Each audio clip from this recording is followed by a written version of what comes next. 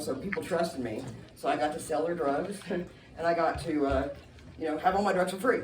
That's how it was. And so that, went on for quite some time. I hustled, manipulated, I earned my seat in the drug world. I just did.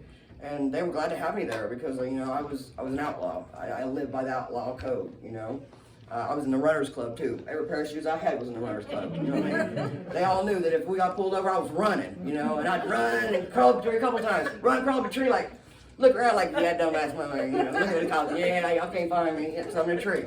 Because in a tree, I felt safe. As a kid, that was my favorite place to go because there they couldn't reach me, they couldn't touch me. So I spent a lot of time in trees, just saying. Even after, I was a tree hugger. Y'all can bet on that. I was a tree hugger. Let's see. So I was very angry at God because in 1995, my sister and both her babies were killed out here in Virginia. And there used to be a plaque out there, and I'm going to just recite this. This is what I wrote for them. It says, roadside crosses. So I put a cross on the side of the road, and it said, I made them crosses and placed them on the road for the world to know I love them so. And in my face, the pain still shows, oh, how I miss them, why they have to go. They left me with such an empty space, and though I never kissed their face, on a roadside and beautiful place, 3 crosses stand, made with love in my own 2 hands.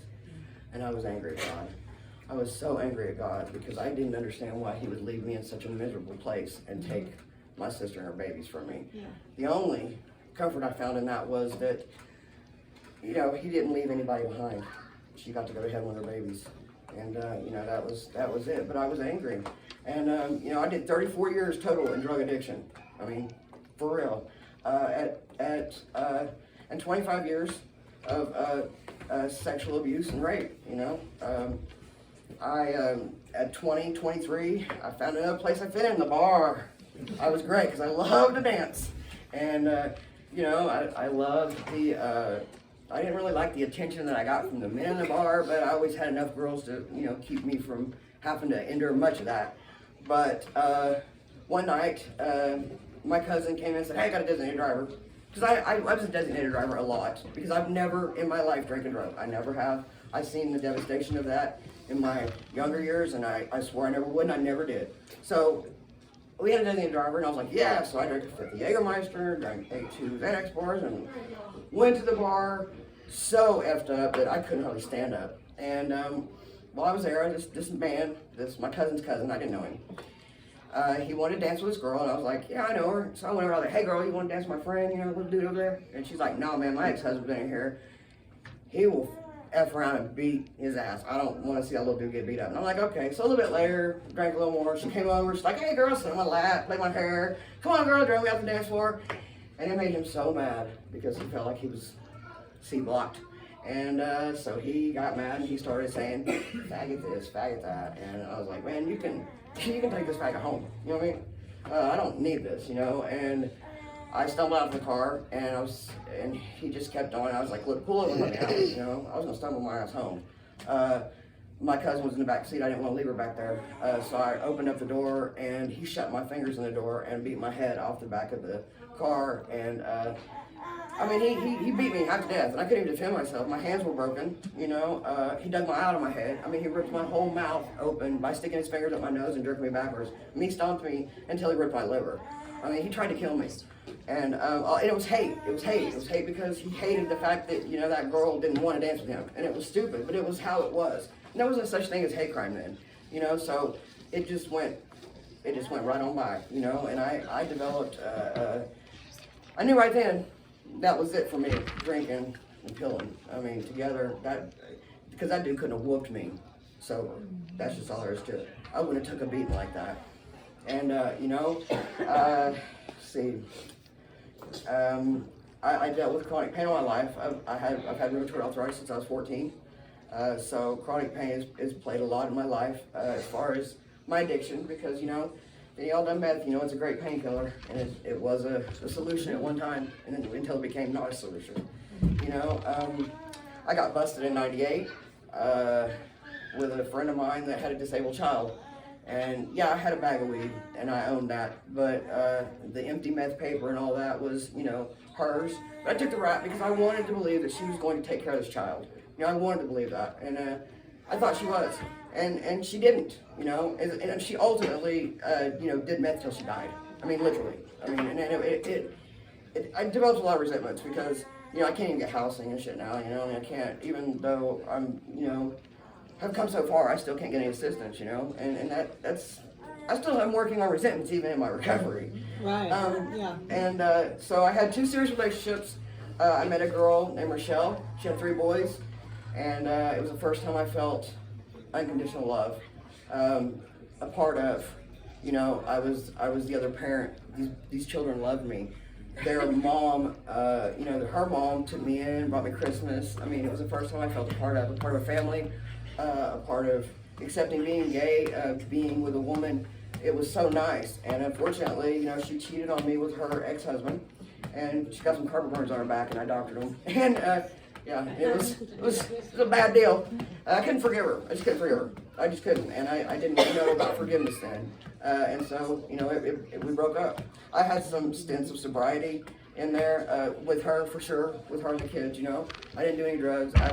They were my drug of choice, and I loved being a mom. I loved being a wife, for, you know, so to speak, you know. And then in 2000, my dad was killed by a speeding cop, and which just fueled my hatred towards cops and towards all that. And my addiction spiraled out of control. I mean, I didn't care if I would have died. I didn't care how much I did. I didn't care. I didn't care. I just wanted to get as high as I could because I didn't want to feel the pain of losing my dad. I mean, it was devastating to me. And so when my little sister came down for my dad's funeral, I asked her if she's pregnant because she told me if she ever had another baby, she would give me the baby. She said no. And I walked out of the funeral home and I was standing there and I looked at my mom and I said, the tears were just rolling down my face. I said, I don't know what to do. She said, I don't know what to do for you. You never needed me.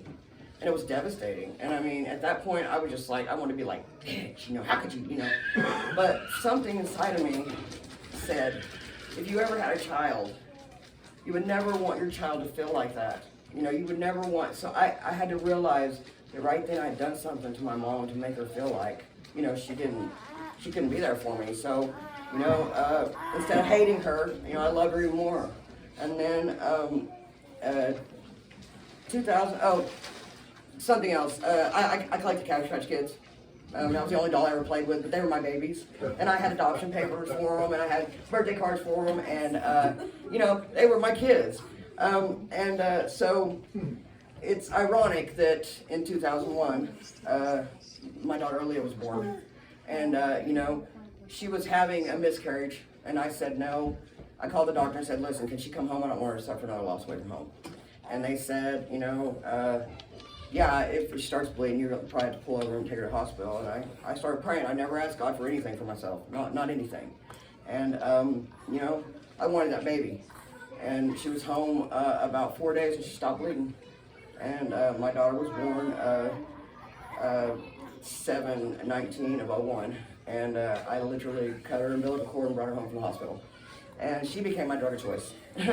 And being a mother was the absolute, to this day, besides being a grandma, was the best thing that I ever did. You know, she gave me the strength to stay, you know, clean and to want better things. And I was hell-bent on making sure she didn't have the kind of life I had, you know. And so I spent a lot of time in sobriety with her, you know, because like I said, she was my drug of choice. 2012, my house burned down. I'm not so sure that my sister didn't do it. I'll have to answer to God if she didn't, but I mean, I want to say that I didn't have the fire department, you know, do any kind of investigation because I didn't want to wind up hating her for the rest of my life if that was the case. So I just let it go. So my daughter decided at that time she wanted to go live with my sister, which she had brothers and sisters, and they were all 1 year apart. She wanted to go to school with them, and you know, and I had to let her go, but it was hard because what it did was it just let me wide open to do as much drugs as I wanted to, have no accountability, and so I did.